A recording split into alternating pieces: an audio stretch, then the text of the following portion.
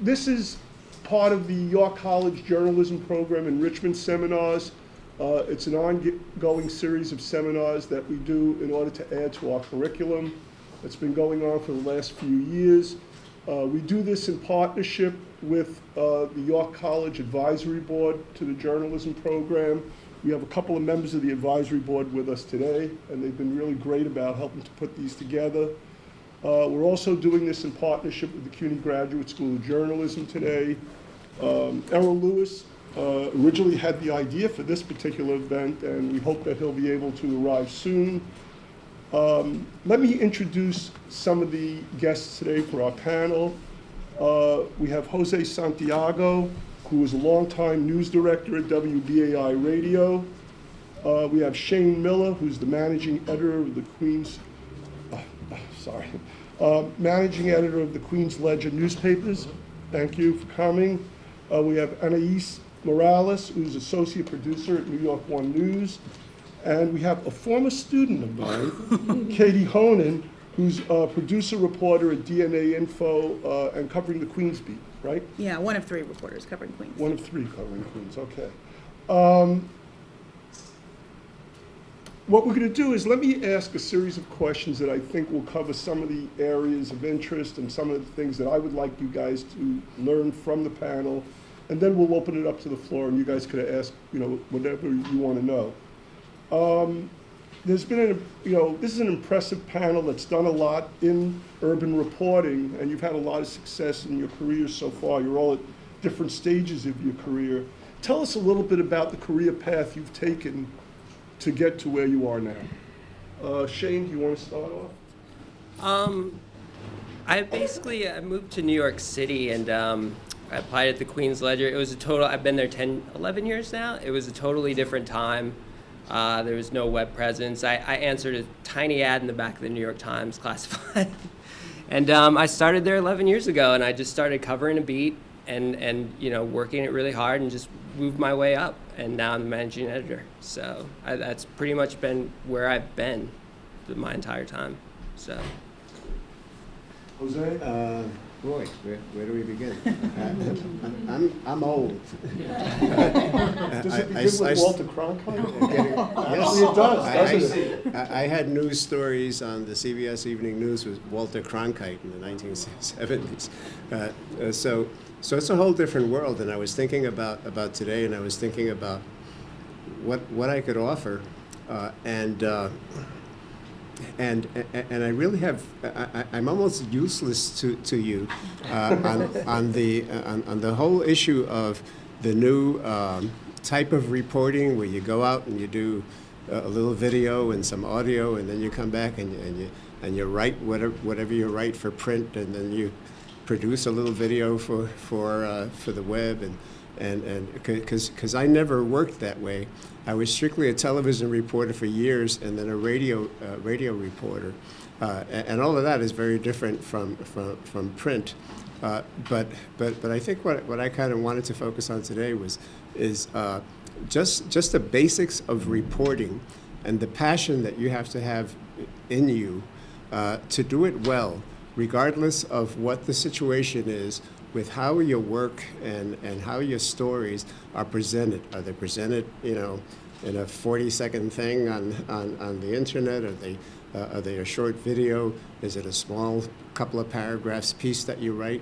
But regardless of what the platform is, I think the key with this work, and the key for me professionally, was always just having a passion of what you're doing, and frankly, giving a damn about people, and going out, immersing yourself in community issues, and just doing everything you can to bring their issues to light.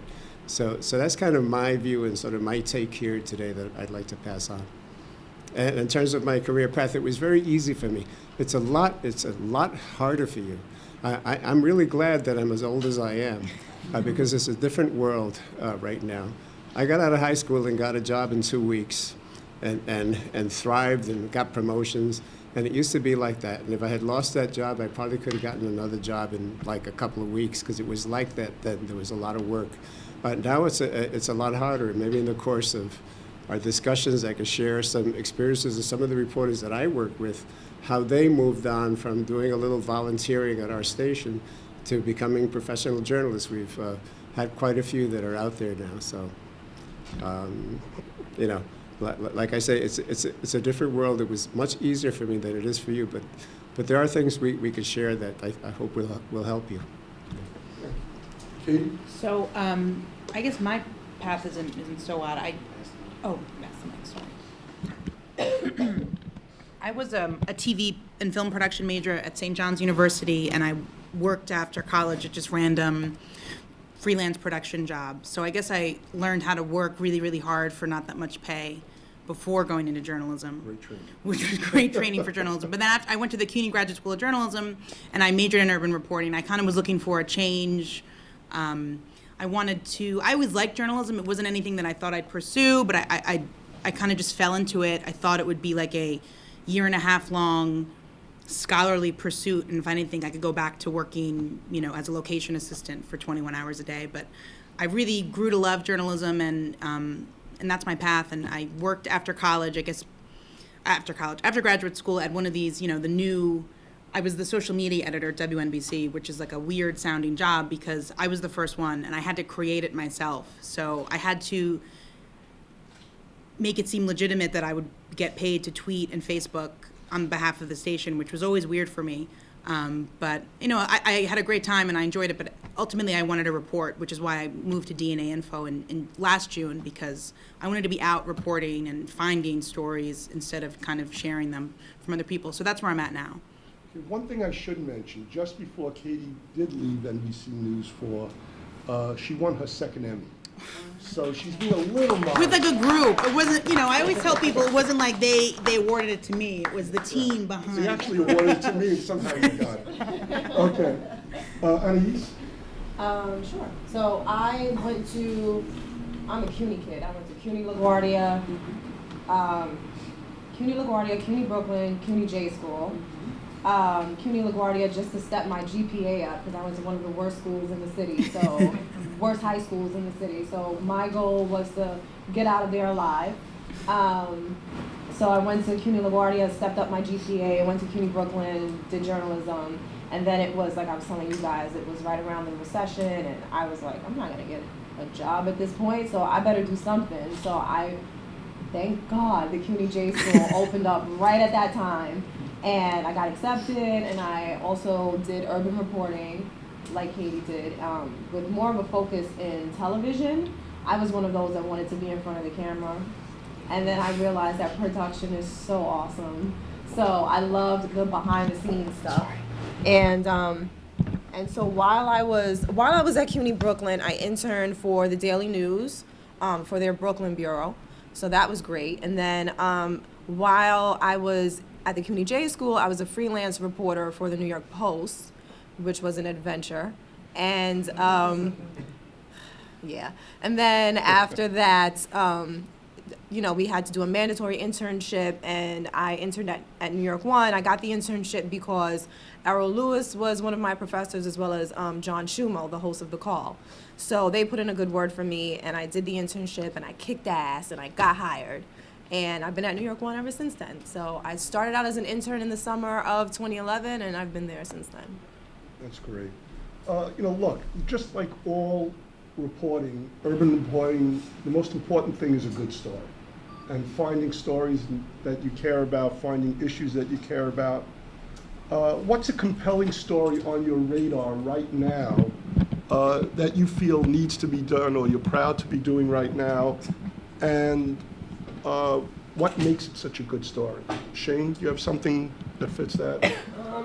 The story that I'm kind of working on now, that I've been working on for a while, it's not real sexy just to talk about it, but they're changing all of the flight patterns out of LaGuardia and JFK, and they're flying very low over neighborhoods in Northeast Queens and also Southeast Queens. And the way that the FAA has gone about doing this is very sneaky and underhanded. There was no environmental review, no official environmental review, no room for public input. Very little has been done. But over the course of the year, there's been enough grassroots movement that the Port Authority and the governor have actually come around, and so has the FAA, believe it or not, when nobody really thought that this was ever going to happen.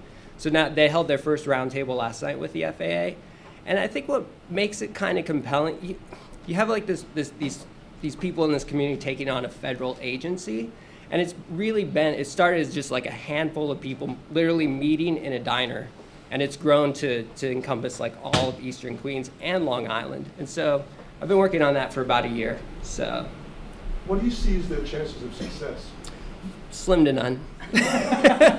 Just They've made progress on the issue, but more than anybody ever thought that they would. Is this change in flight paths because we all know what happened a couple of years ago with the plane on the Hudson. Is this because of that incident? No, they just want to make the airport. They think that they'll make the airports more efficient. More So, efficient? yeah, less delays, more planes. So, but they haven't really studied it. They haven't really studied it. So, Let's jump around. Annais, is there a story that you're working on now where you say, or one of your reporters are working on now, where you say, you know, this is compelling and important for the community?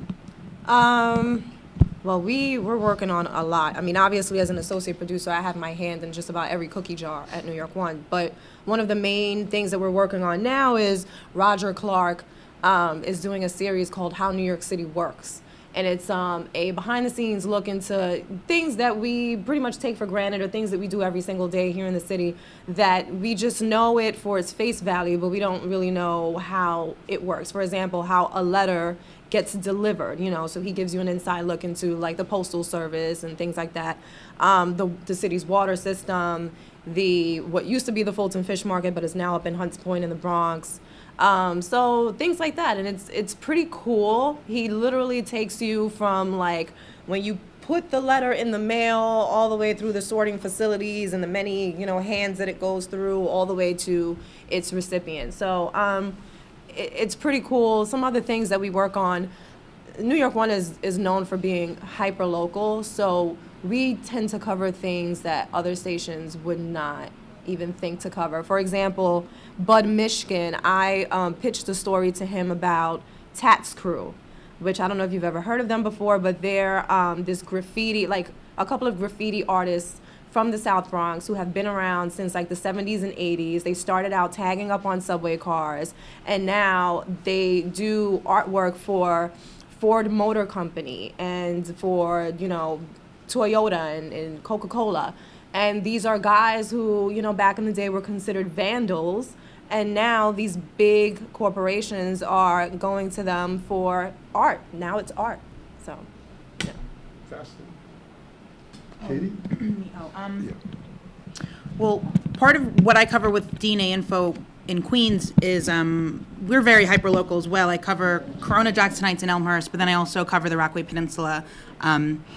I grew up there, so I kind of have a personal connection. So even though there's been tons of coverage on Hurricane Sandy and the recovery, there's just so many untapped stories because as time progresses, and I guess as corruption progresses, there's just so many more opportunities to find out, you know, where all the money is. You know, as soon as the storm hit, all I could think of was I'm sure there were tons of corrupt politicians or consultants who just couldn't wait to get their hands on the inevitable federal funds, which I think is kind of happening now. So whether it's people complaining about the slow pace of Build-A-Back, you know, that's at the service level, it's, there's a delay in the money getting to homeowners or people who want to fix their homes. But there's so many other stories within that, why it's taking so long, where the money is, where the money's going. So that to me has been my favorite kind of topic as we get to nearly the second year anniversary and there's still not one home rebuilt through the city agencies.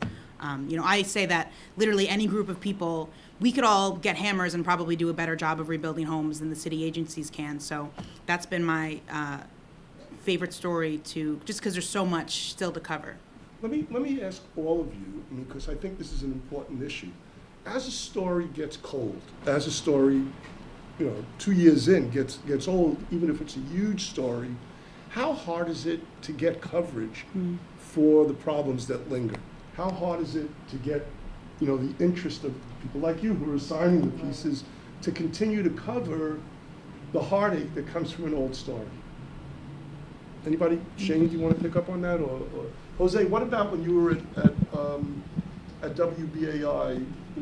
Was there the pressure to keep moving forward and not look back at old stories?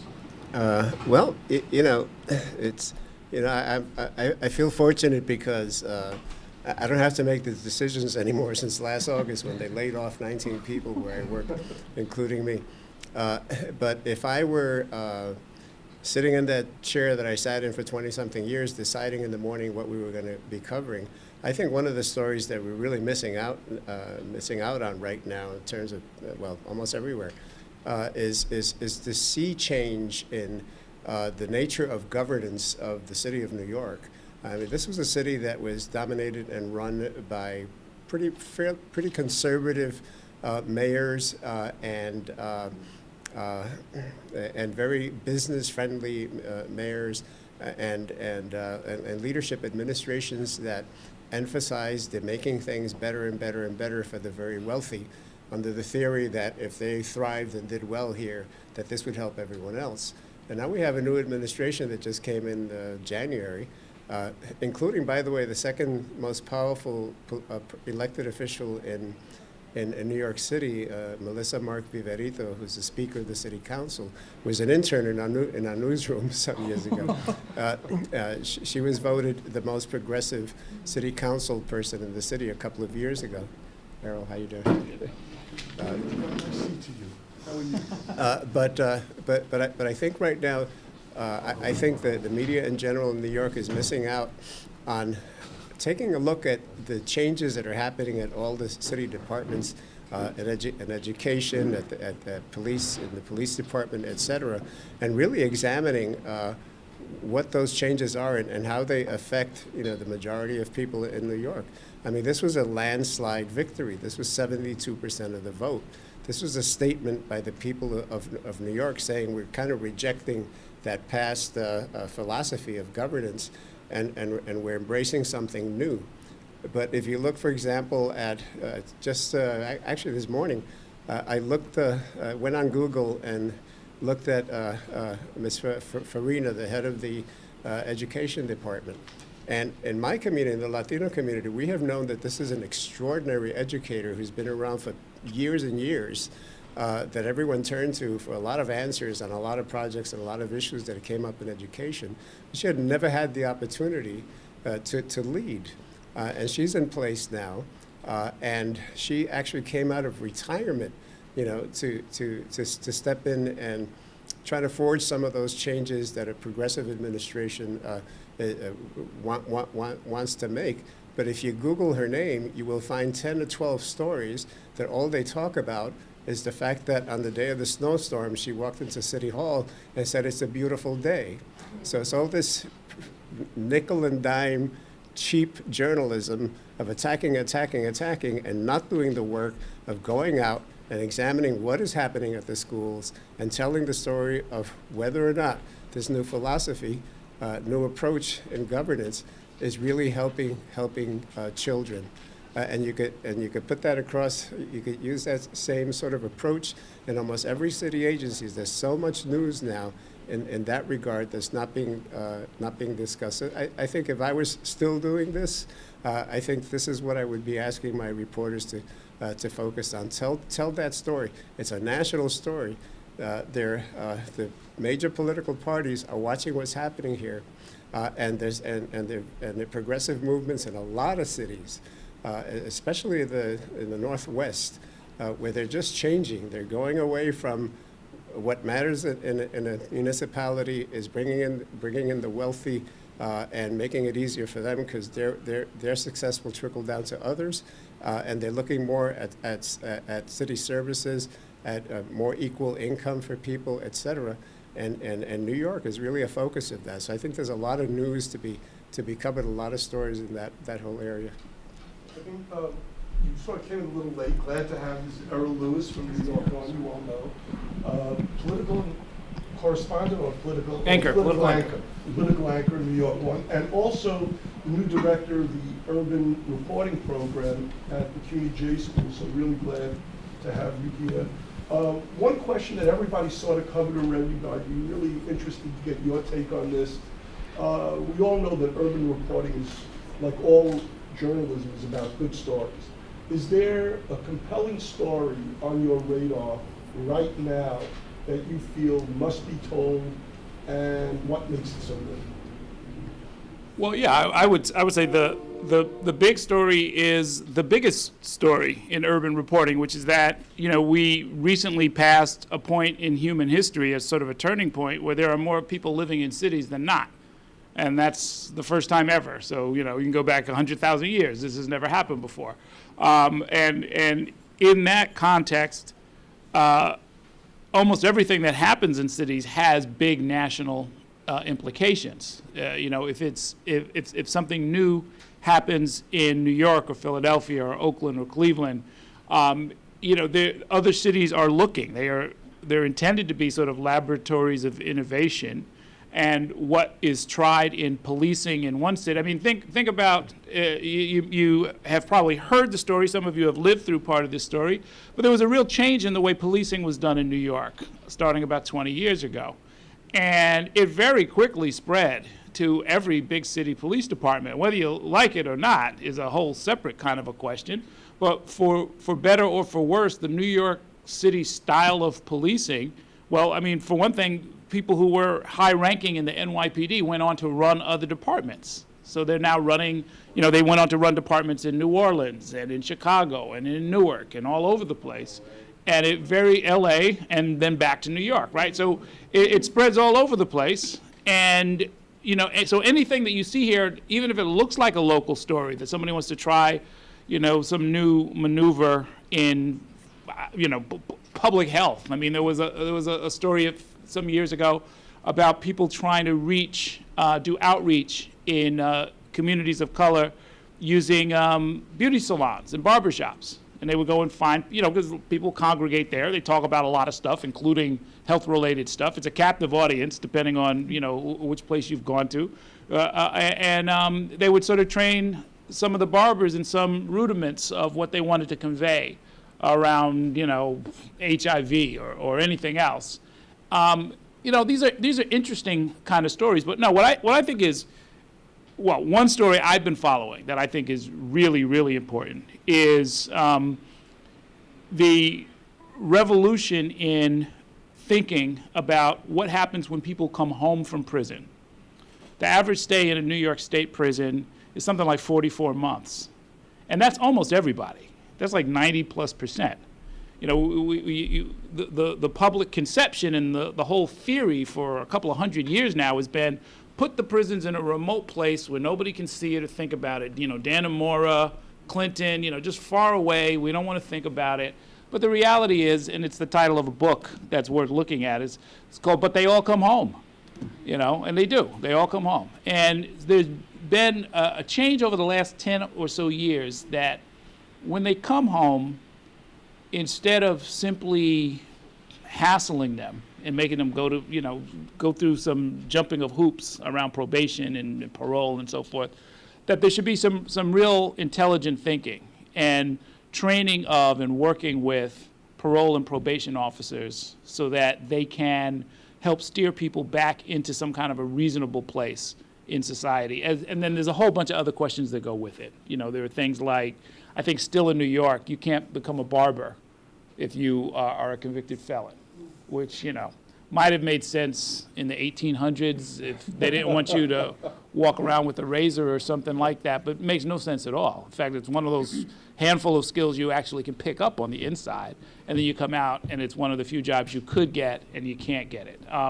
So there are a number of different kind of implications for what all of this means. The point, though, is that people are thinking about it. And I've watched this, I've been tracking this, like I said, for about a decade, where it went from a handful of people in conferences with fewer people than are in this room now to large sort of policy initiatives that have millions of dollars behind them and you know, some advanced academic thinking and some professors at John Jay and some other schools who have been talking about this for a long, long time, generating books, generating papers. There's big paper coming out today, as a matter of fact, or this week, that deals with some of these kind of issues. And, you know, you can't really understand what's going on in a neighborhood if you have a serious percentage of people who are going away, coming back, and there are cultural implications, there's economic implications, there's some public safety questions that underlie the whole thing.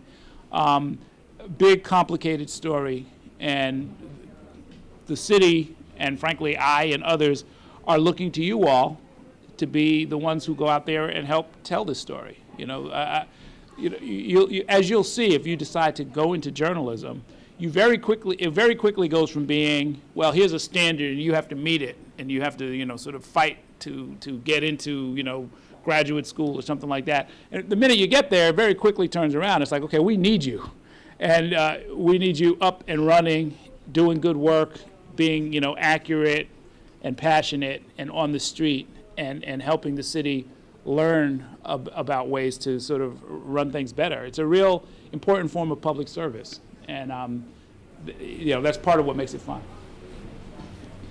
A big part of urban journalism is beats and following different beats, and there's a multitude of beats in urban reporting, maybe more than people realize. What are the toughest beats to cover? Where is the problems of covering these beats? Jose? I think for me, going back years and years, I think the toughest beat to cover is education. And it's one of the most critical, if not the most critical, issue and area of concern for any community, any family, any individual. Mostly because there's so many limitations and so many influences. Things like you might want to have a curriculum, but it has to be approved by the state. You might be in a city which has a kind of a more liberal sort of view of what you should be teaching, but it's the state that dictates whether or not you can teach something that might be considered liberal. And at the state level, it might be dominated by representatives from conservative areas who say, no, we don't want you teaching that. So that's just like one minor example. But then there's the complexity of the contracts with teachers, some of the things they can do and can't, and there's so many other issues. And it's a really tough one. There was a time where almost every major newspaper had an education reporter and sometimes two reporters. In fact, Juan Gonzalez, the columnist at the Daily News, award-winning journalist and author, when he and I first met 30-something years ago in Philadelphia, he was the education reporter for the Philadelphia Daily News. Like I say, papers used to have that as a beat. Newspapers also used to have the state legislature, state news as a beat, which you hardly ever see now. You hardly ever get any state news. But I would say education for me was the hardest to cover. You know, the crimes stuff, the routine things, you make a call, you get the police, you get the DA, blah, blah, blah, blah, you talk to people, you tell the story.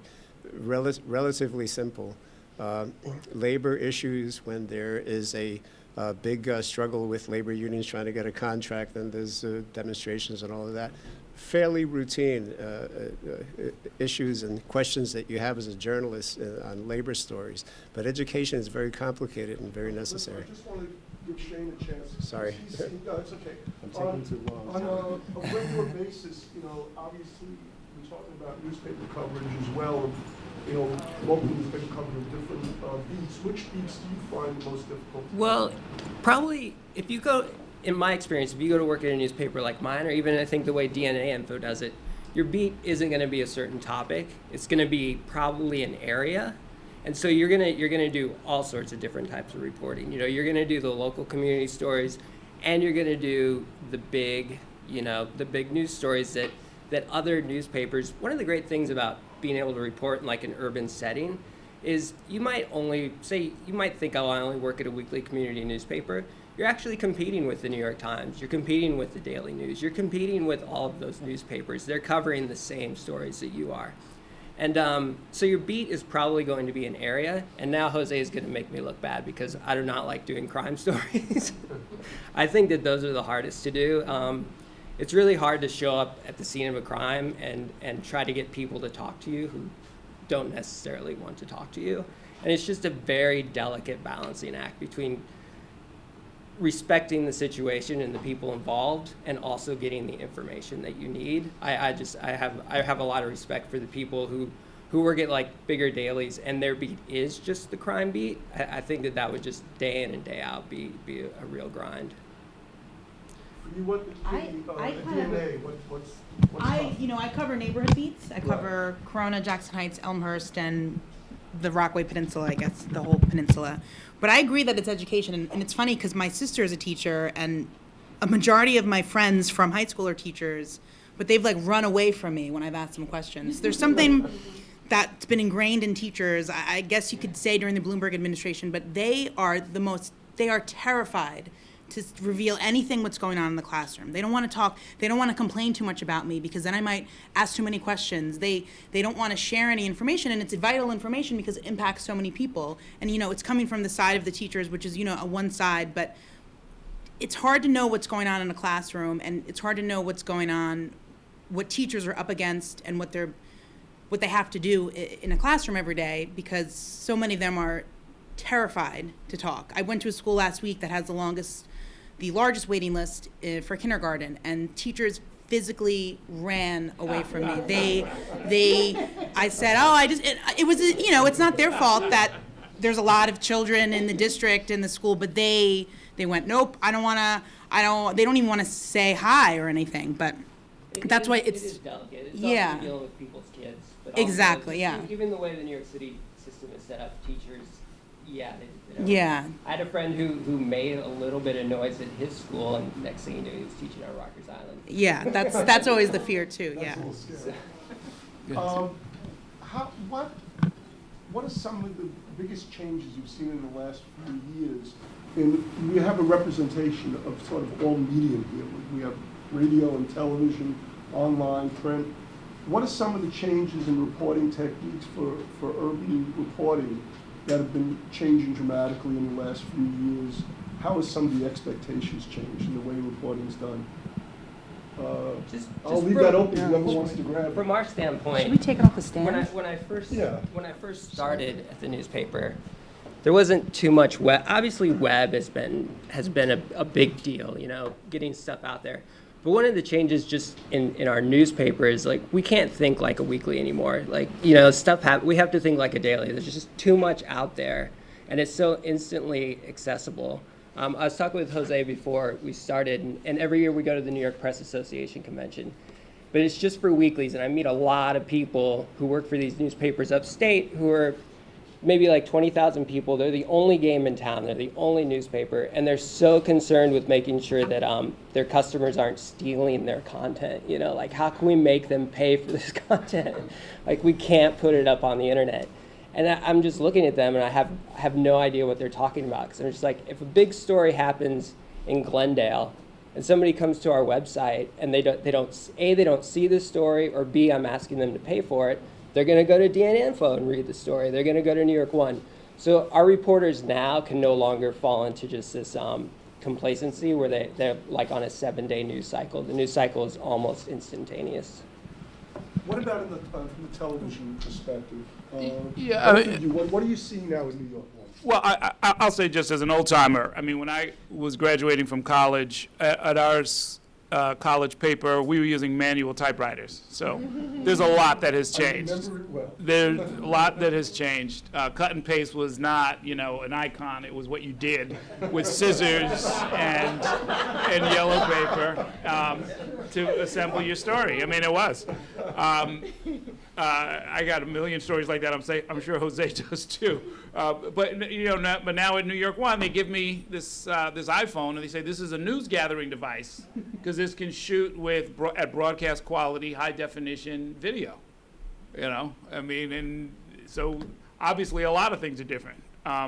One of the things that is different as well is right now we're at a point where the business model and the news gathering are really sort of right on top of each other. So there's almost no place you can go where you're not very conscious of the fact that you've got this model, and many of these models are under pressure, and many of these models are collapsing. So we have a subscription model. New York One is what they call a subscriber retention model. The whole reason they created the channel was to stop you from giving up your cable, stop you from going to Fios, stop you from going to satellite. And so what that means is we go out and we gather as much as we can, and we put it behind a paywall. And if you're not a subscriber, you're not going to see the video. There's some exceptions. We put, the mayoral debates, important stuff we'll kind of put out there, but for the most part, you're just not going to see it. And that has some implications for how you do your work. If you have there are many times when you have a choice between sort of just covering the story of the day, or maybe pushing out into some new territory to get something that's exclusive. At New York One, go for the exclusive. You go for the exclusive. We're not here just to sort of rehash what everybody knows, or that'll get taken care of. But if you see something that's exclusive, we'll go very far out of our way. When we got an interview last year during the mayoral race, we got the first TV interview with Anthony Weiner when he decided to run again. We dropped everything. We went over there with a whole crew. In his living room. In his living room. It was all negotiated like we were exchanging spies or something like that. I mean, it was a very big, complicated thing, but we committed to it in a very big way. We set aside most of the show for that. We promoted the heck out of it because that's how we do those kind of stories. I mean, it could have just been a 2-minute package. This is the guy who took all the pictures. Now he says he's running. Here's why he's running. We'll get some reaction. Boom, boom, boom. But that's one of the things that's happening now. The other thing is everybody's kind of a one-man band. There's no such thing as I didn't have the right tools. Everybody's got the right tools. If you need audio, you can get it. If you need video, you can get it. Getting to where you need to go is something every journalist is supposed to be able to do, and so that excuse is gone. There's almost no excuse for not getting what you need. If it's a research question, I didn't have time to go to the library. Well, no, if you have an internet connection, and you do, you can research almost anything. You can call anybody. I mean, it's a lot more competitive in that respect than it used to be. The news gathering is a lot different now than it was back in the day. I mean, I wasn't around back in the day, but in terms of, we use a lot of Facebook and a lot of Twitter. For example, the 4 young people who died in a car crash in Queens when their car, speeding, and they crashed through the fence and the car landed in the water. That was something where literally within an hour after the accident, we had the identities of the people who died because our assignment desk editor went snooping around on Facebook and found their Facebook pages. We had their photos. I mean, we had elements that the other stations didn't have yet because we asked around on the scene, our reporter, and they were like, I think I have a name, search for this name. And, typically you would go on, portals that are similar to White Pages or, whatever. Nexus is I think the name of it. But everybody has a Facebook. Everybody has an Instagram or a Twitter. And sometimes it's public. But it gets tricky because a lot of the times you can't just lift this stuff from their pages. Sometimes you have to ask for permission, and then, it becomes murky. Then we also have a lot of citizen journalists. We put a lot of our viewers on the air, and for example, when we had the East Harlem building explosion, we had a witness who called into the station, and she spoke with our anchors for, a good 10, 15 minutes on the air. And it gave us enough time to get our crew out to the scene. But then at the same time, we're on the air with breaking news, with someone who saw it, someone who's giving us the information that we can't immediately get from the fire department or the police department. I remember when the Metro North train derailment in the Bronx happened. we found out about it, and we actually, I think we might have been first on the air with it, because we had a New York One viewer send us well, she called us first and said, a train just went off the tracks and it's in the water. And we were like, yeah, okay. And then she sent us a photo and we were like, this shit is in the water. And we went right on the air. I mean, all we had was a picture. That's all we had. And we ran with it. And then we were live. I remember it was a Sunday, it was my day off, and I was like, why did a train have to derail on my day off? But we were live from the moment that it happened until maybe 4 or 5 hours later. So, you know, we put our viewers on the air, we use internet, we stalk you on Facebook. So journalism is a lot different now. Well, you know, actually, there's something new at the journalism school now. Errol and I were in a meeting not too long ago. They're looking to start a new master's program at the journalism school on social journalism, and a lot of it is about how you engineer contacts and community involvement and community participation in the news, and I guess creating bonds between reporters and the people they're reporting on. So obviously, we're all seeing crowdsourcing approaches and social journalism approaches. How much of an impact is this having on the way you guys are reporting and thinking about your stories? And how much traction does it have now? How much will it have down the line? How important is it going to be to these guys 2 or 3 years from now? I think some of that is not known. There's going to be a master's, well, we're moving towards creating a master's degree in what they're calling social journalism, meaning sort of social media driven and oriented journalism. Not sure where it's going to go. It's not going to be for everybody. Nobody thinks it's going to become the norm, but they want to try and see where this is going. You know, I'm skeptical in some ways of what you can do and how you can do it, because you know, as Shane said, there's really something about showing up at a murder and trying to talk to somebody whose child has just been killed that really is not for everybody. You know, I mean, I think journalists are special. You know, I mean, if you decide to put yourself in that situation and you have to ask, you know, again, it's 2 a.m, the mother is hysterical, but your job is actually, you got to get the kid's name. You know, you got to ask her to spell it the right name. What was his nickname? What school did he go to? What sports did he like? Do you have any pictures? You know, to sort of go through that. That's not, like I said, it's not for everybody. You know, or if some politician comes at you with a cascade of foolishness, or even tries to physically intimidate you, which you probably saw happen. I find that so familiar.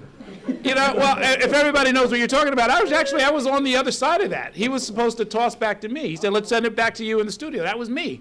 And we're watching in horror as this congressman's, you know, does all of this kind of craziness. So if you're not up for this, you know, I don't know if it's necessary to sort of throw people into it. You know, everybody thinks they can be a journalist or some form of citizen journalist.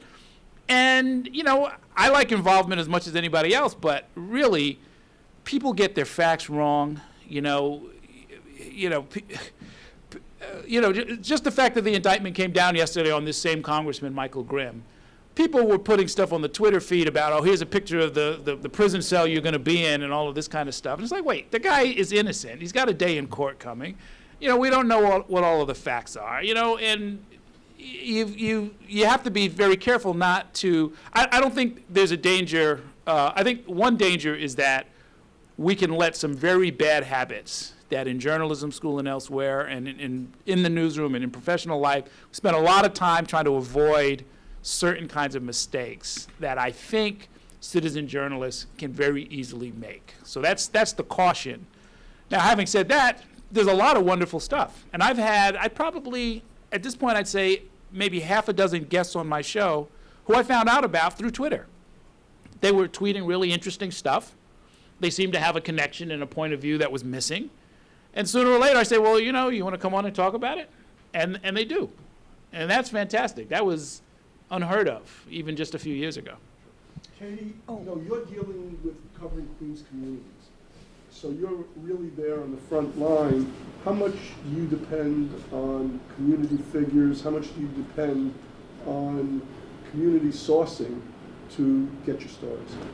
I mean, that's everything, and I'm sure it's the same at the weekly papers or any daily paper anything, TV, radio, you need the people in the community. You know, our offices are in Manhattan, but we're never there because we're not supposed to be in Manhattan. We're supposed to be, you know, I'll work out of a coffee shop. I'll just walk around the neighborhood and people tell me stories. So that's what, you know, the master's in social journalism, to me, it just sounds like journalism. You know, I go to community board meetings and I talk to people because that's what I'm supposed to do. You know, I go to as many civic meetings as possible and, you know, community council meetings for the precincts because that's where the stories are, or at least that's where the people are to give me the stories. Kind of going off what Errol said about the dangers of using what people provide on social media. The longer I've been a journalist, which again isn't that long, I just find that any kind of agenda I might have had or any kind of political ideas, it's all gone. I think everyone's a liar and I'm a true cynic, but I forget that people will sometimes give information because they have an agenda. And I don't lie to people because I'm not supposed to lie. And I often forget that people have a lot of reasons to lie. So people have a lot of reasons to tweet out something that isn't true because it kind of fits something that they want to do. So there is that danger. If someone says, this is going on, and I have this information, you know, you have to do your due diligence, which is what I did when I was a social media editor, in making sure that it's true. And I always am surprised because I rarely ever lie because I'm not supposed to, but many people lie, and they have lots of reasons to lie. So that's the danger in relying too heavily on the social journalism idea of where you get all your information. But at its core, it's just walking the streets. I mean, my editor is always big on us just walking around the neighborhood. He'll even try to say to us, look, if the well seems to have dried up, which it rarely does, but if we seem to kind of be pitching the same political press release or something, he's like, why don't you take the morning and walk around and see what you find? Because I always find something, whether it's a store that closed down or a weird fence, there's always something. So that's at its core walking around, finding the stories that way. So I don't know how, I guess you just teach it by making people get up and out of offices. I do that all the time. Yeah. I tell my reporters all the time, though. So our office is in Queens, but we also cover Brooklyn. We're the Queens Ledger Brooklyn Star, and there'll be an event in downtown Brooklyn at 1 and then one at 4, and they'll be like, what am I supposed to do for 3 hours? I'm like, just walk around, see what you find. But going back to Facebook and Twitter, what Katie was saying, if you don't have if you have a personal contact with somebody, it's a lot harder to lie to them. It's easy to lie on Twitter and Facebook. It's easy to spread misinformation. It's a lot harder when you're out there and you're talking to people. With all these new philosophies and techniques and strategies and approaches to gathering the news, let's take a step back. You're doing new hires, or you're looking to get new talent into your news organizations. What are the skills, what are the techniques, what's the experience that you most value for a new hire at this point? What can these people bring to the table that you're going to look and say, no, that's good having, on our team? For me, I think the key is writing skills. Writing skills. I probably have trained maybe 100 interns that came through our radio station over the last 20-something years, and Including my daughter. I would say maybe 60 to 70%. As much as they wanted to do this, it's very hard to teach someone to write, especially in an environment where you're producing a newscast that day, and you're only going to have 10 minutes, 15 minutes, 20 minutes to work with someone. But I would say the ones who thrived, people who came through our news department, like Zachary Fink, who I think where is he now? Is he with News One? Who started at our radio station like 13, 14 years ago, volunteering. Then when he went to BronxNet and he went to New Jersey Public Television, there's a reporter at the Daily News, I believe now, who was at the Post, and before that at the Chief, and started with us. The two of them and several others around town whose names you might recognize, were the best writers. So I think in all of this, regardless of the technical side of what you're going to have to do if you go out to cover a story, you got to take pictures, you got to get audio, you got to get this, you got to get that. regardless of all of that, the technical challenges, I think the key is to strengthen your writing skills. And I saw something on one of the doors here as I was walking up the hallway.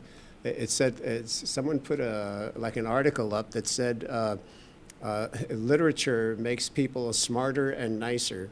I really encourage, especially young people, and I do this with young people in my family, the 2 hours that you spend, sending texts and getting texts in abbreviated sentences, take at least one of those hours and read classic literature to learn, Dickens, Tale of Two Cities, whatever, to get a sense of proper grammar, good grammar, sentence construction, and the ability to tell stories. Classic literature, good, strong literature is classic because it is such a well-told story. And what you want to do is you want to make yourself a really good storyteller. So if you focus on that and concentrate on that, the issues of where you wind up, a lot of that is haphazard. You hear about something or someone hears about an internship and you go and you're lucky and maybe they hire you. All of that stuff kind of, I believe there will always be those opportunities in life for you, but you have to be prepared. Be prepared when you arrive wherever you arrive, whether you're just writing copy stories or you're actually being sent out to do major articles. Be prepared by strengthening your writing skills, and you got to work on it every single day. And what do you look for? Obviously, you have quite a few people working for you. What are you looking for new hires right now? You have to know how to write. You absolutely have to. People think in TV that there's no writing. I mean, when a reporter gets up, they're not pulling the words out of thin air. I have a writer right now. I won't say any names. He's a great guy. He's usually my 4 a.m. writer on Saturday mornings, and my next writer doesn't get in until 7 o'clock in the morning. We go up at 6 a.m. He sucks. I'm sorry. And I am producing a newscast, and I wind up having to rewrite everything and having to tell him to recut the video this way and pick a different sound bite and write into your sound bite and, write a better lead. When people, I know when I get ready in the morning and I'm watching New York One, I'm not literally watching it. I'm actually in another room putting on my makeup and listening to it. And if I hear a lead that's interesting, that's captivating, I'm going to go, oh, whoa, wait a minute. Let me go, look at this. So you have to know how to write. You have to. You have to be able to tell stories in a compelling way. And you have to be able to maintain the audience's attention. You also have to have common sense, which is not always so common nowadays. Don't ask me a question about, I was looking at the press release and it didn't say at what time the event is happening. Go to their website. Learn to do research. Use common sense. You know what I mean? I'm getting angry. Yeah.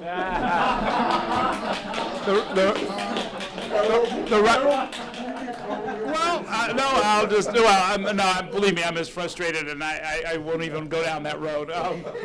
But I can tell you that there's, Annais was my student once upon a time, and she already had bylines in the New York Post. I mean, there are a lot of people in television, and if I name them, in the political unit at New York One, almost everybody, Zach Fink is an exception, trained by Jose, but almost all of them come from print. This is the first TV job I've ever had. I was a newspaper guy for, almost 20 years.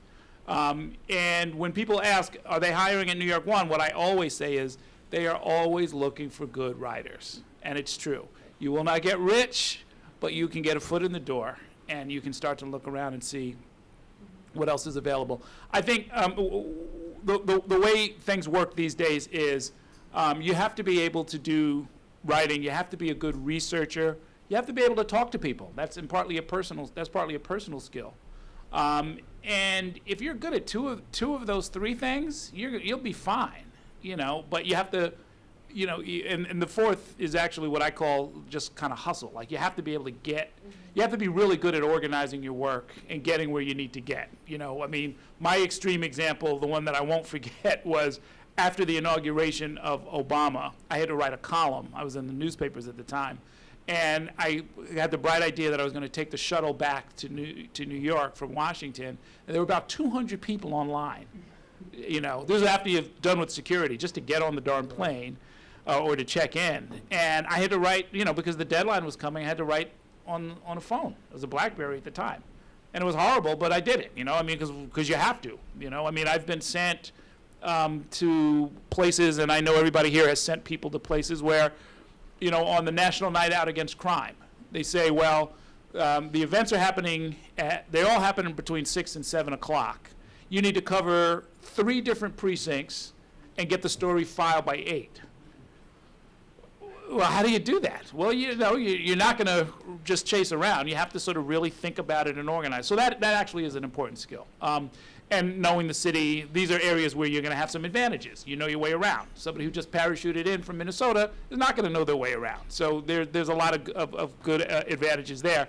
And then I guess I would say you go with your passion. You know, you don't have to try and specialize in anything. When I'm looking for any kind of employee, because when I've worked in community organizations, I applied the same thing. It's like anybody who can show up on time and do what they're asked to do, and not fight with their coworkers, that's an employee. And that's all anybody's ever, that's really, in the end, that's really all anybody's going to ask of you. Show up on time, don't fight with your coworkers, do what your supervisor asked you to do. And you know, we can take you anywhere from there if you can't do those things. But you also should, somewhere along the line, anything that's very, very interesting to you. It can be fashion, it can be sports, it can be politics, it can be you know, your grandfather's native language. Dive into it. You know, something that doesn't feel like work. Master it, learn it, know it. You never know when it's going to come in handy, but it will set you apart from everybody else.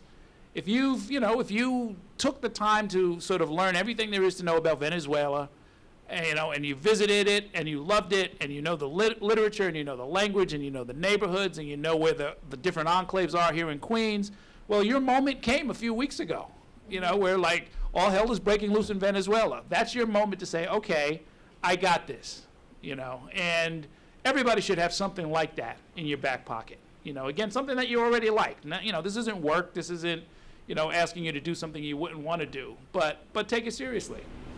Shane, what do you see in the hires, and what are you looking for? Well, what Errol said before is unfortunately kind of true. The day that you get it, there's no time to learn on the job anymore in journalism. You've got to be ready to go. And he's right. Organization, there can be no excuses anymore. We recently had a person that we had to let go. You'd send him to an event, come back, be like, "Where's the photos?" "Well, my camera died." Like there's no excuses like that anymore. His first day on the job, I sent him to One Prospect Park because they were closing a senior center there. He couldn't find it. I'm like, every major road in Brooklyn goes to One Prospect Park. Just get on one and drive, you know? And so the basics, what Errol said, like, you know, there's no excuses. You can't make work for other people. You know, you've got to get in, you've got to start producing. You're not going to get fired for making mistakes unless you make big mistakes. People understand that you're going to make mistakes, but if you're not hustling, if you're not trying, and you're just always full of excuses, it's just not going to work out. You're going to from like the first week, people are going to have a bad feeling about you, and you know, so yeah, somebody who's organized, you're going to be allowed to make mistakes, you know. So as far as like actual experience, we have the same policy at the Queen's Ledger. They say, "Are you hiring?" Like, we're always looking for good people, you know? We're always looking for good people. Internships, I guess, are important, obviously, you know? I don't know necessarily. The Queen's Ledger is a very entry-level job, so I don't know, the people that we hire, I don't expect to have, you know, like a portfolio full of clips and 3 years of experience, but something that you can show that you've done the work is pretty basic, you know. So if you can get an internship, if you can get some bylines, what's important is that I can see that you've been out and you have the skills that you're going to need to hone once you're on the job. You can talk to people, you can write, you you can understand how to develop a story. You know, you're not going to need a ton of real world work experience. So, And just to add to that also, you have to make sure, especially now that you guys are, your sophomore, junior, going into senior years, your journalism professors, don't look at them as professors.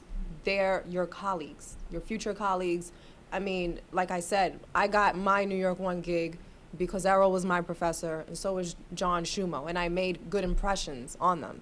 And so when the time came for me to get an internship and eventually get a job, I had two people who were willing to lend their support. So you have to remember that these people are still in this business, okay? They're still here doing, they're teaching you, but they still go walk into a newsroom every single day and do what it is that you want to do eventually. You have to keep that in mind and treat them as a colleague and as a future employer, a future coworker, and just keep that in mind. Good point. Before we go to questions, because I know you guys have a lot of questions, Errol, you just took over as the director of the urban reporting program. Yes. It's close to my heart because one of your students is actually my daughter, so by way of disclosure, so I'm thrilled about that. Tell us a little bit about the program. Tell us what it includes, and what kind of classes are they going to get? What would be involved? There are, at the Graduate School of Journalism, there are several different divisions. So you can concentrate in, meaning you take a couple of extra courses in and sort of develop some real expertise and contacts and connections and clips in that area. So there's business reporting, there's culture, there's health, and there's urban. And what we do in urban reporting is we start with the basics of how to cover government and politics, because that is sort of the pivot around it which everything else revolves. That, whatever the mayor is going to do, it's going to affect schools, it's going to affect public safety, it's going to affect the roads, it's going to affect everything. So you have to understand how to do that.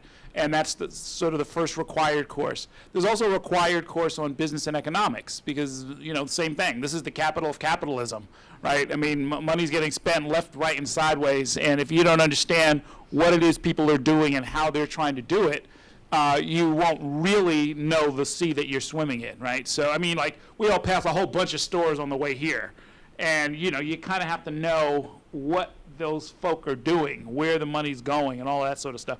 Great former editor longtime editor of Cranes, Greg David, teaches that. We have an investigative elective course, and that is taught by Tom Robbins, who's just one of the best in the country. I mean, just investigate. He was one of the people who would do 10 Worst Landlords every year, I mean, he would just light them up. I mean, it was just unbelievable, the kind of stuff that he's done. And he's continued to do some good work. In fact, such good work that the real standard is the stuff ready to go public? And I actually put some of the students on my show. I've done this twice. The stories were too good to ignore. The students were, the fact that they were students, I don't even care. Let's get them on and let's talk about it. And then finally, and I'm revamping this course, we have a course on social issues. I'm going to make it really more about how do you cover a social movement. It's one of those areas, I heard Jose saying this as I came in, there's a lot of bad reporting out there. And one of the areas where it's worst is when it comes to social movements. The mayor just the other day gave a big speech on his 100th day in office, and he said, what we're doing comes out of social movements. And all throughout many different newsrooms, I talk to reporters all the time, and even in my own newsroom, people were saying, well, what does that mean? It's like, well, I don't even know where to begin to tell you. It's like New York City is the cradle and the home of social movements. Occupy Wall Street isn't just the only one, although it's an important global movement that started right here in New York, and people couldn't even figure out how to cover it. And they made it as easy as possible. They never went home. You just go down and talk to them. Just go down and talk to them. And there's all of this stuff about how do you cover it. And I sat down with some of my colleagues and I said, listen, there were a lot of people who said it was a flash in the pan when 4 students sat in Greensboro in 1960. And the people and the editors and the producers who said, oh, they're going to just go away when they go home for the summer, missed the biggest story of the second half of the 20th century. Just missed it. So, I told folks, it's like, look, at a minimum, let's cover Occupy. At a minimum, we're doing our job. And it's possible that we might be on the front end of the next civil rights movement and so forth and so on. You know, the LGBT movement, you know, starts here. The, you know, important parts of the women's rights movement. The NAACP gets its start here in New York. It's all the settlement house movement, on and on and on and on. Anyway, I'm going to do a course on this and sort of show people this is how you do it. This is how you cover the labor movement. This is how you cover the environmental justice movement. All of these things are active and an important part, especially now with this administration, a really important part of how stuff happens in the city. So that's it in a nutshell. Once you're in the school, you have all kinds of different electives. They've got the greatest toys you can imagine. There are some people who are doing cutting edge work on how to do all kinds of stuff that I never even thought about doing with existing tools and tools that are being developed. And it's a very exciting time. This is really a golden age for journalism. You're coming in at exactly the right time. We've never had more powerful tools. We've never had more thoughtful people. Even the disruptions in all of the business models are creating opportunities because everybody has to rethink this. I mean, if we went down the row here and put numbers on the table and the path to how do you even pay for a public radio station or a community newspaper or this hybrid thing that they're doing at DNA Info, it's Whatever they do. it's yeah. I don't you know. I mean, I'm a journalist. I don't pretend to know what I don't know. I don't know. So all of that swirling around, wonderful opportunities, and we talk about that at the graduate school as well, and give you lots of opportunities to connect. I was just at a for career purposes, if this matters to you. Something like 2 years out from graduating from the Graduate School of Journalism, something like 93, I think was the percentage, 93% are working in journalism. And I'm assuming the balance just chose not to do journalism for whatever reason. But everybody works, everybody gets hired. You know, the thing you have to work on is where will you choose to go? Because you're going to go somewhere. At this point, I'd like to, first of all, thank you very much. You guys are wonderful crew. But we're not letting them go yet. Let's open this up to all of you with questions. Yeah, I'll walk around. First of all, introduce yourself, Joseph. Hi, I'm Joseph Jafari. I'm the editor-in-chief of Pandora's Box. Have any of you guys worked outside of New York City or worked outside of the state? Some of us are trying to do it outside. And so what is the difference that you're going to come across as a student trying to apply outside for urban reporting? I worked, my first news job in the early 70s was based out of Hartford, Connecticut. I worked for a television station. I covered news in Western Massachusetts, Rhode Island, New Hampshire, Vermont. And later I went to Philadelphia, and I covered news in Pennsylvania, southern New Jersey, Delaware, went as far as Washington a few times. And there's a big difference. One is that I really believe this used to be sort of like almost the law of how to get into journalism, was that it is easier to break in what we consider a smaller market. There's more opportunity, and frankly, the municipal issues in a smaller town are a little clearer and easier to sort of understand and document and report on. But the advantage of New York, however, is that there is absolutely no shortage of news in New York. It's like scooping up whatever, gold bars in the morning. There is really there's no such thing as it's a slow day, we have nothing to report. There is so much. The challenge in New York is being able to take the resources you have, and as a news manager, resources you have, the reporters you have, consider their skills, because varying skills, and figuring out there's 10, 15, 20 stories I'd like to do today, but I'm only really going to be able to do 5, so what are the 5? So that's pretty much the difference, working smaller market and big market New York. It's also more competitive because for the entry-level jobs, if you, say, have audio editing skills, we had someone who did an internship with us, wanted to be a reporter, wanted to be on air, but we also taught him to edit tape. He wound up working for Fox Radio as a tape editor. He's hoping to get a chance to do on air. At the entry level in New York, it's not that difficult to get in. But at the higher levels of news anchoring, et cetera, and I'm talking about broadcast, news anchoring and reporting is a little harder because the New York stations select from the best of the smaller markets in different parts of the country. Is it, do you guys find that urban reporting is comparable in all large cities around the country? Is there any special differences between LA or San Francisco? You're from California originally, right? As opposed to working in New York or Washington. Obviously Washington especially because of that. So is it just a small market, big market thing, or is there a difference among major cities? Errol, what do you think? I've only ever worked in New York. I did my college summer internship in Boston, but it was for the Wall Street Journal, which is a national paper. So they specifically ignored local stories, which is partly why I didn't take them up on their offer after college. I wanted to do local stuff. My sense of it, though, from working with and talking with, the professional associations, other people, is that there's urban reporting across different cities has more in common than different. That, everybody's got to develop, you've got to develop your sources, you got to penetrate City Hall, you got to have sources in the police department, in the federal government, whatever the local unit is. You've got to understand who the power players are. If anything, it might just be a little bit easier in a small, just for perspective, Newark, we think of Newark as a big city. Their population is like the size of a community board, So if you can cover a community board for a local paper, you can cover Newark. And you look at the size of some of these things, I got a clearer sense of it when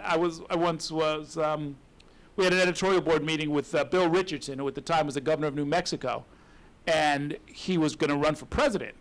And so, we do our due diligence, do a little research, pull the clips, and I did some research on New Mexico itself. And I was like, well, it's 2 million people. It's smaller than Brooklyn. Right. It's like, and I couldn't get it out of my head that it's like, this guy's like a borough president here that I'm talking to. But I've done some stuff on the road, in Vermont and, some other states on the road, Iowa. And it's striking how quickly, if you know what you're doing in New York and you're accustomed to a New York pace, you can get yourself settled, and you can start turning stories immediately. Immediately. You can get up to full speed. Now, if you want to do the really good stuff, that always takes time, and that's when you go and shadow whoever the longtime reporters are there, and start to pick their brains and maybe get a couple of contacts. Do you want to say? Oh, I've never left New York. There you go. And don't. Okay. Is there somebody else who would like to ask a question? Guys. Yeah, please. By the way, this is Professor David Humphreys, who's the chair of the English department at Queensborough Community College.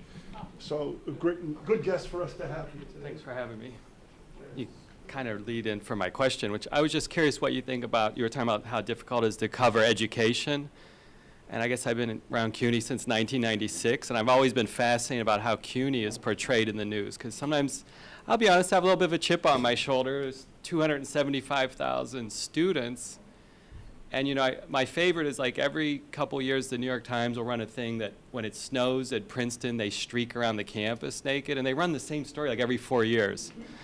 And I always feel like, man, we got 275,000 students in the city. And I'm not accusing it, because I think New York One especially does a good job of covering, but I'm just kind of curious, how does Cuny kind of get into the news and into people's consciousness, and what do you think about the coverage as it is? Good question, especially considering where we are. It's terrible. Collectively we don't cover Cuny well enough, period. There are a couple of different understandable reasons for it, but it's still not excusable. What we call education reporters, we're talking about the 1.1 million people in the public school system of New York City. And then we completely overlook Cuny, and that happens all the time. And Probably bigger than Newark, Yeah, well, exactly. I mean, look, I used to say for years, I can't quite say it anymore because there's been a lot of good coverage. I used to say that about NYCHA, about public housing. It's 400,000 people in NYCHA. It's like, Atlanta. It's like the size of Atlanta. And you can't find a beat reporter who's assigned only to NYCHA. That's starting to change, and we're doing some of it at the school, as a matter of fact. So, no, I'm totally with you. Is CUNY too much like the woodwork? Are we just sort of part of the background of the city to the point No, it's the business. where it doesn't seem sexy enough? I'd say it's the business model. Who is it that wants to pay to hear about the latest of what's going on at CUNY? Who is that audience? I don't think it's our viewers. That's a good question. I agree. I mean, sometimes, especially when you pointed to the New York Times, I mean, they're probably writing about Princeton streaking because that's who they think's reading the New York Times. Princeton alums who get a kick out of hearing about it. But I always think that CUNY, I always think for myself, I mean, when I go to sleep at night and I think of everything I could have done that day, I think there's so many facets of the city that just get ignored. I feel limited in my beats because I slacked off and I don't speak Spanish, and I kick myself for the years that I, nearly failed the Spanish Regents just because I didn't want to study. But there's so many, and whether it's CUNY or whether it's NYCHA or whether it's even Catholic education in the city, there's just all these, just the. I mean, look at Bishop Ford. Yeah, Bishop Ford closing, my old high school closed. There's so many different elements of the city. They cover the Catholics when they get a new pope or when there's a scandal, or they cover certain religious sects when there's a scandal. But that's such a huge facet of the city that just gets ignored. And I don't even, are there even religious reporters anymore? Once in a while you see. Yeah, but yeah, I mean that CUNY especially, there are so many on Sunday, or the tablet, the church paper. But yeah, there's so much to the city, and that's why that like Jose said, you could just wake up in the morning and decide. There's so many stories that just don't get covered, which I think gives students an advantage, because you can maybe devote a little bit of your time to write about something and write about a facet of the city that doesn't get covered. You could say, hey, I'm the preeminent CUNY reporter now. You could use your paper that looks amazing from what I've seen to say, we're gonna cover York the way that other people don't. So I think it actually creates opportunities for people. But yeah, I agree with you that there are so many elements of the city, CUNY especially, that they just get ignored. They're distinctive. They're part of their name. I mean, like York is part of Southeast Queens and has more in common with everything going on here than they do with, Bronx Community College, right? Right. Yeah, I actually did quite a bit of coverage of CUNY issues, but primarily through the Staff Congress, the union. So it was basically a labor story, although it was in the context of CUNY. Interviewed Barbara Bowen. I'm not sure if she's still the president, but she was the president of the union. And a lot of it was basically labor issues.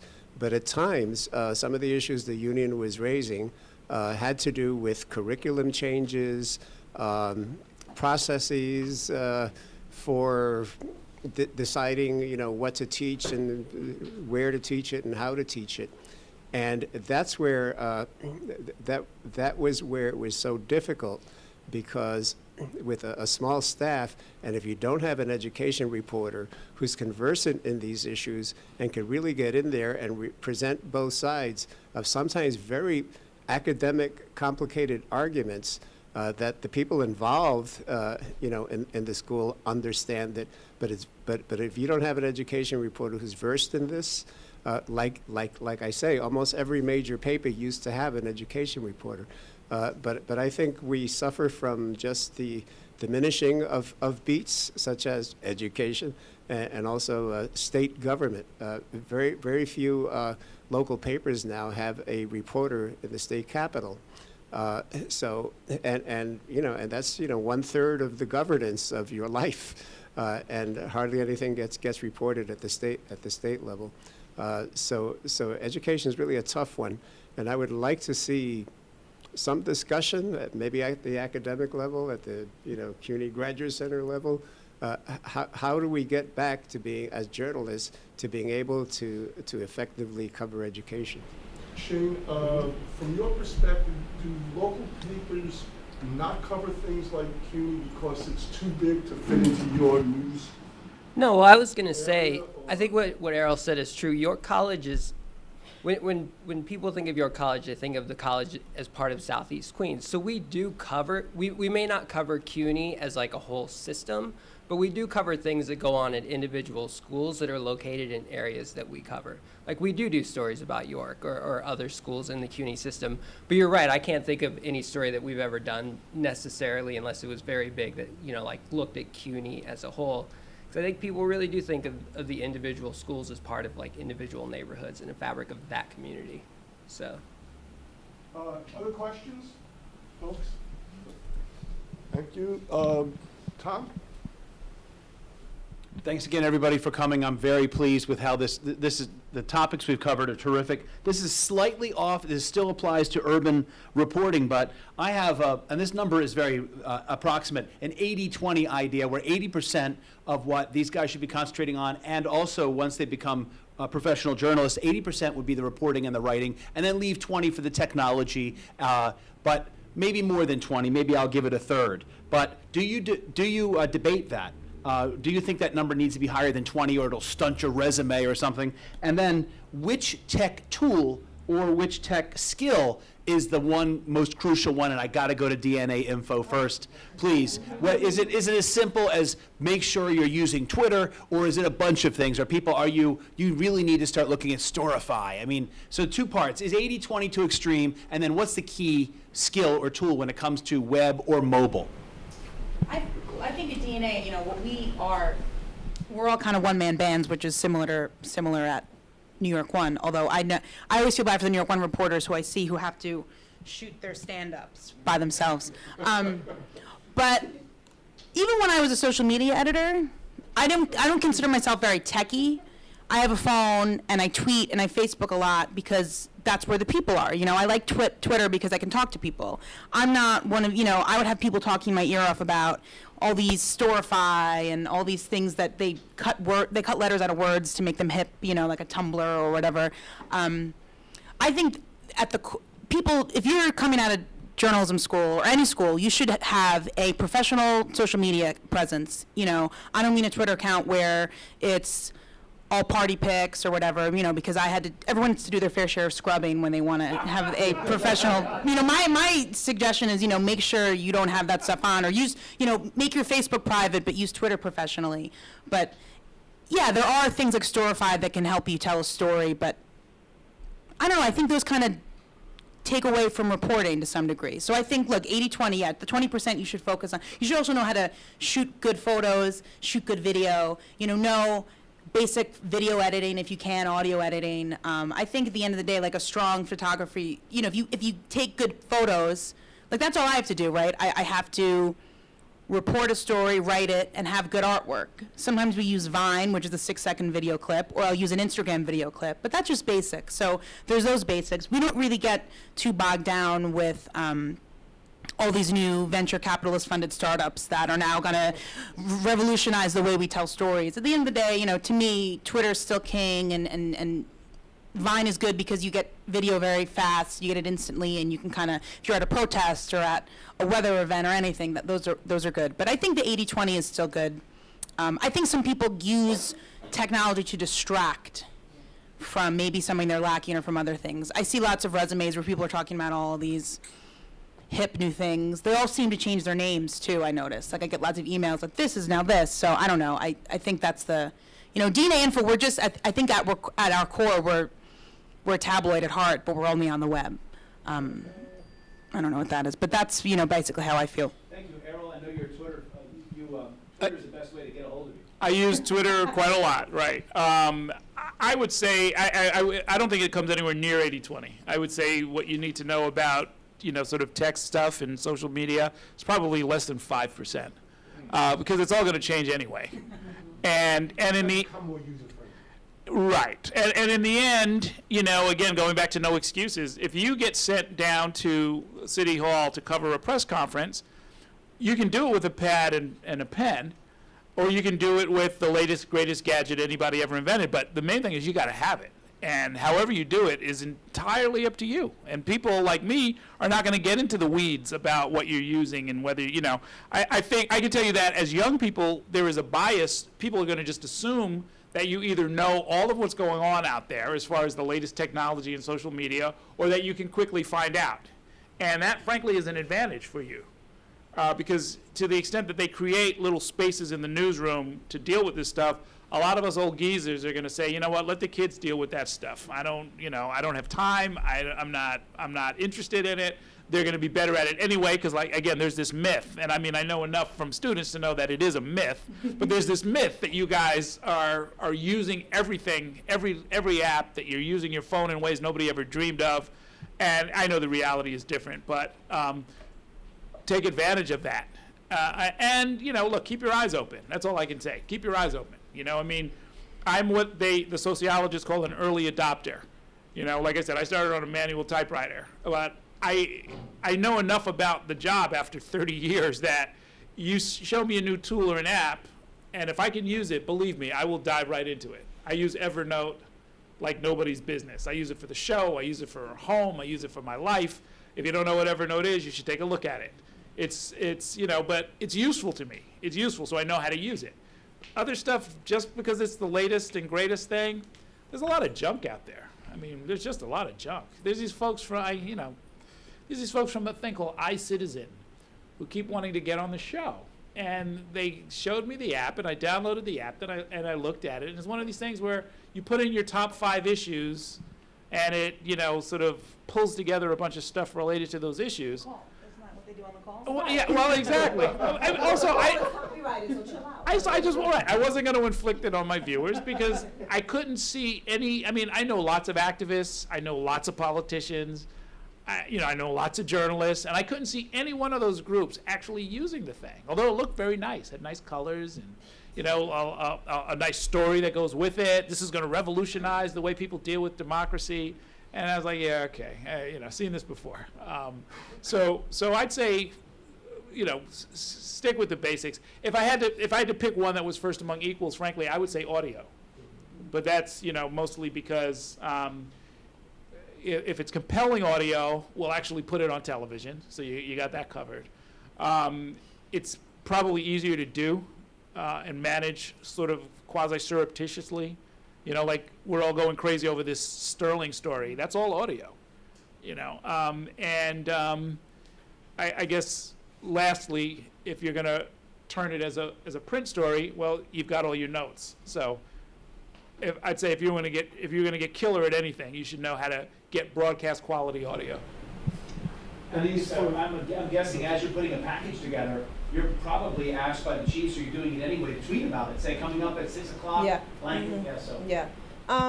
But I also think that people are putting a little bit too much emphasis on the social media stuff. Like, the reason why I got into this business is because I would daydream of myself banging on people's doors and chasing people down in the street and talking to people, actually communicating with them in a personal way and not behind a tablet or an iPhone or something like that. So yeah, you should definitely make sure that you are marketable, that you know how to tweet and you know how to, Instagram and do all these things that the young people do. Look at me talking like I'm not a young person.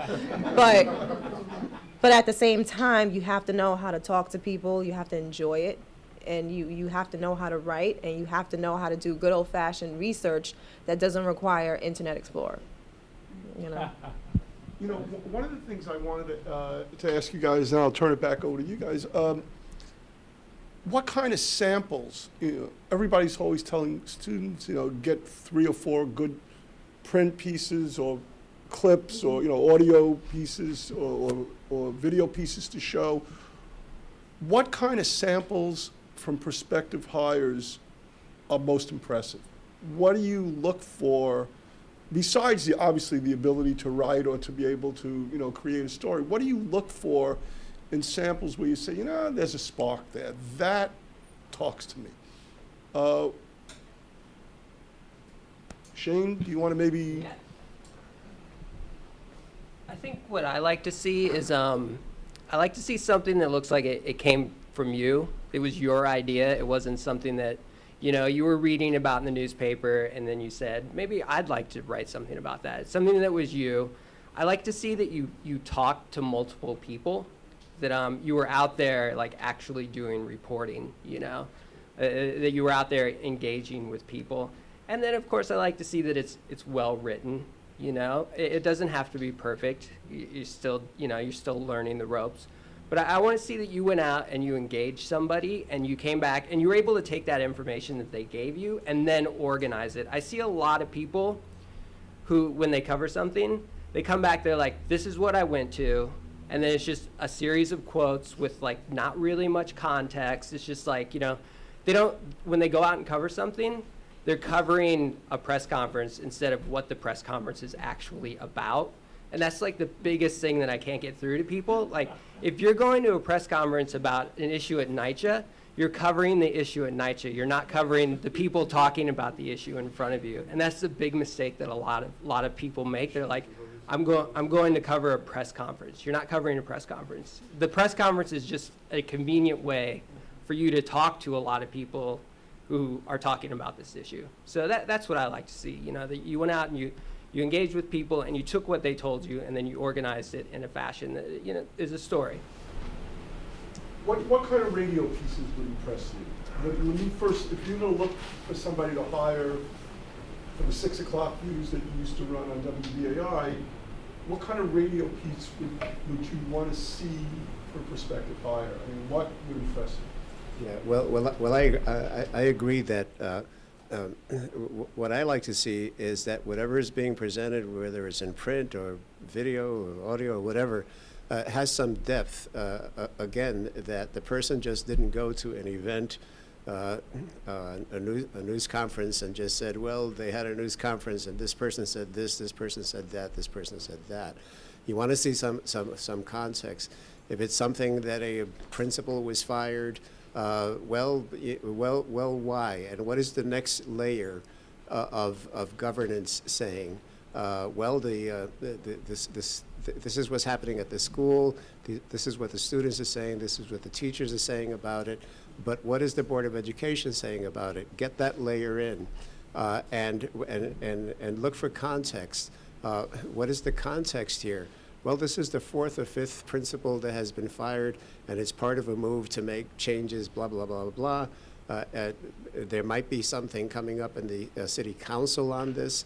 So the more you dig and the more layers you present, as someone wanting to hire a reporter, I get the sense that you not only can tell the story of what happened at the news conference, but that you also understand what the context is and what the larger picture is. And you have limited time, but the time that you have, especially when you get back, and you said, well, this is what I have so far. What could I add? How much time do I have to make 2, 3, 4, 5 phone calls to put some context in? Should I call the local city council person? Should I call the local community board? Get some context and add to it so your story stands out and it's not the same as everyone else who covered the news conference. Good point. For television, I want to get back to you last, but for television, because things happen so quick, you're updating so quickly, you want to get things on the air quickly. How hard is it to get that historical reference into your stories in a way that it expands the story? Well, it's not hard at all. It's usually not there. I mean, I do a lot of commentary. When stuff happens, if there's a speech or, major event, they put me on the set with whoever the anchor is to do what they call tap dance, because you never know exactly when the speech is going to start. Speech is scheduled to start at 2. Well, what do you do between 2 and 2:12 when they actually start? Well, we had Errol sit upset with Roma. It's always great. And I used to do talk radio, so not a problem. And do you find yourself supplying that historical reference? Oh yeah. No, I mean I can't wait to do it because it's good for the viewers. It's sort of the brand for my show, my end of the channel. Right. But it's also something that I try to do with the students, is give them some history, because if you act like this just happened for the first time, then you're doing what everybody else is doing, and you're missing a real opportunity to sort of find some of the context of what's going on. I mean, I saw a dynamite piece. I was in the gym this morning watching Keith Olbermann talking about this Donald Sterling thing. And they went back and they went and got the archival video, and they talked about other instances when black athletes went essentially on strike, after the assassination of Martin Luther King, and this other event, and this other event. He goes all the way back deep into the 1960s, and it was just dynamite. And, and my answer to what you were asking the others is, any story that, I like this thing that Vice TV, which is a new business model that is being tried out. If you can see it, it's on HBO. The standard that they use is a story that you would want to tell to a good friend in the bar and make them say, holy crap, tell me more about that. And there are a lot of stories out there that are like that. And so to me, and this happens to dovetail quite well with television, is that if you got there and you found the story, not the one that everybody's thinking about. I mean, I had a student journalist who went out, this is last year, 2 years ago actually, when there was all of this tension between Iran and Israel. And they were here at the United Nations and they were going at it. This kid went into Brooklyn and found a Farsi-speaking Persian synagogue. Oh. Yeah, yeah, yeah. Iranian Jews have a synagogue in Brooklyn. We have everything in Brooklyn. And he went and found them, and I was just so bowled over by that. I was like, this kid is going to be fine. This kid is going to be fine. I mean, he couldn't find a translator. He couldn't turn a story. he couldn't turn a story. They didn't want to talk to him. All of these other things. But all of those are things that we know how to deal with. All of those things you can deal with. You can find an interpreter. You can get them down there. You can beg and plead and get them to talk to you. But just to find it. So this is It's sort just- of news reporting intuition and sort of sensibilities? It's shoe leather, like you gotta go walk and say, I don't know if I'm gonna find anything, but if I keep asking people, I probably will. And I've got to go up to strangers and they're gonna be rude to me and they're gonna tell me every bad thing they ever heard about reporting, and you let it roll off your back and you just keep asking questions. It's not that easy of a thing to do, and it's not, like I keep saying, it's not for everybody. Right. But if it's for you, it's a wonderful, wonderful city in which to do it. I mean, and it's a great opportunity.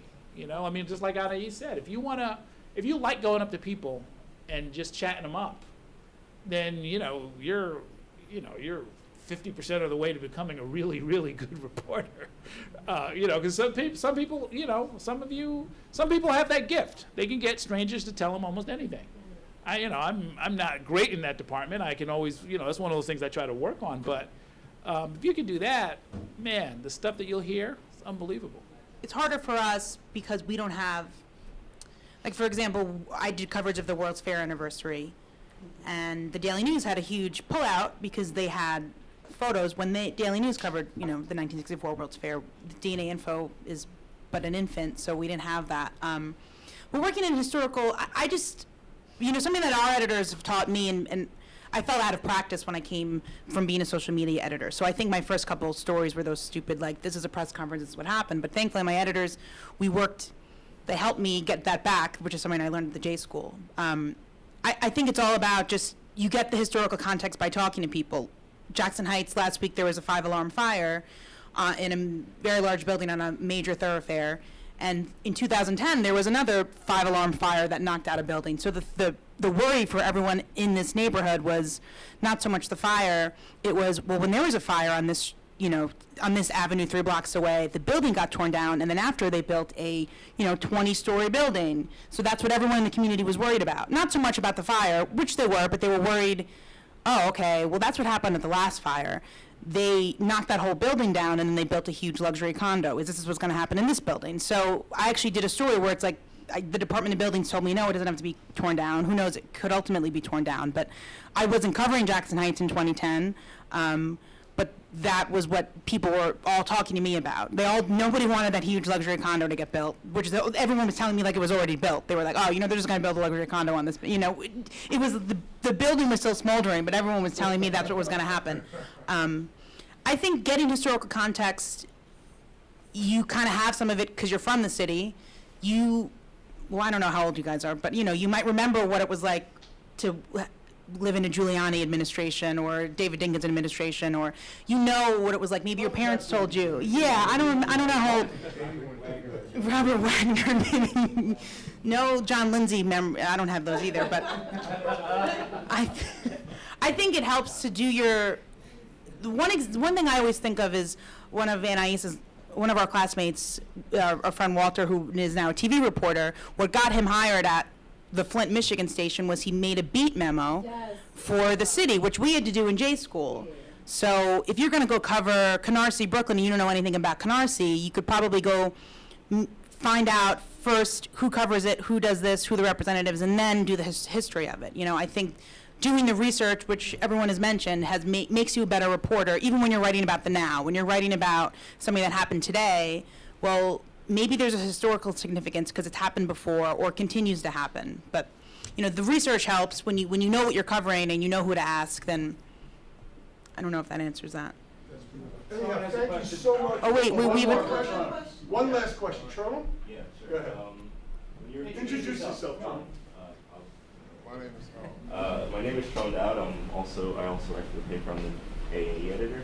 And my question was, when you have a straightforward story like a press conference or something, like what I like to call the 1, 2, 3 story, how do you make it stand out? Is it more so the unique angle, the more relatable, humanizing angle of the story, or is it more like peeling back the layers in the back of the info on it? I'll bring in historical context as you review that. I think. Shane, do you want to take it or? Go ahead. Well, I think you'd be surprised to see how many people do just write the straightforward press conference. So you kind of have that advantage, which is bad to say, I guess, because other people are just going to do it. But I think the human angle, like, my complaint with some political reporting is it gets covered like baseball. This person won, this person said this, but it doesn't, no one's hearing about the fans. That's a bad analogy, but no one's hearing about the people who it's impacting. So I think when you go to a press conference, and like everyone was saying, you know, it's not a press conference at the Queensbridge houses talking about this with this politician, because they all want you to use their quotes, of course. Right. It's, what about the people who live there and the people it's impacting? You know, oh, they're getting boilers at NYCHA buildings that flooded out after after a year, more than a year after the hurricane. You know, you could put the politicians patting themselves on the back because they secured the federal funds, or you could find someone who lives there to say, all right, well, what's it been like living? Maybe your water pressure hasn't been good. Maybe your hot water hasn't even been existent in the year since the hurricane. So that, like you said, it's finding the human element, because all the politicians want you, you know, they all worked so hard. Oh, they worked so hard to get what, you know, they worked harder than hard to help, but it's the people who you're writing about. Those are the ones who are important. I think a lot of it has to do with your own creativity also. And again, I go back to, you know, hone your writing skills and have the courage to present it, you know, in a slightly different way, not just the standard narrative, who, what, where, what, why, when. Just one example, many years ago, covering a shooting in North Philadelphia for television. And this works, you know, this is more for broadcast students. For television, we arrived, we did the interviews, we talked to the police, we talked to witnesses, and the cameraman and I at one point noticed this older woman. She looked like she was maybe in her 80s, on the second floor window looking down, and she was just watching all this. She was watching the police investigation, and cameraman and I made eye contact, and we knew exactly what we wanted to do. We went upstairs, we knocked on her door, we talked to her. She didn't want to be on, but she had seen everything. And we shot her over the shoulder. You couldn't see her face, and you could see the street downstairs, and you see the police officers walking around with the little paper cups on the shell casings as they were doing their forensic investigation. And she gave us the most passionate, compelling, beautiful account. And our story was about this woman who has lived so many years. She had come from the South. She had experienced all kinds of horrible things in her life. And here she was in her last years, trapped in an apartment because there was so much violence down in the street. And we told the story that way. And I'll be honest, I literally was crying when I was writing it. We put it together. This story ran like 7 or 8 times. And it was just a moment of inspiration that the cameraman and I had, and we did it, and we took the chance. You got to take a chance, which again goes back to hone your writing skills and have the courage to present something differently. And it's amazing how your story could stand out. This is a perfect way to end the event. So, folks, thank you so much. very much.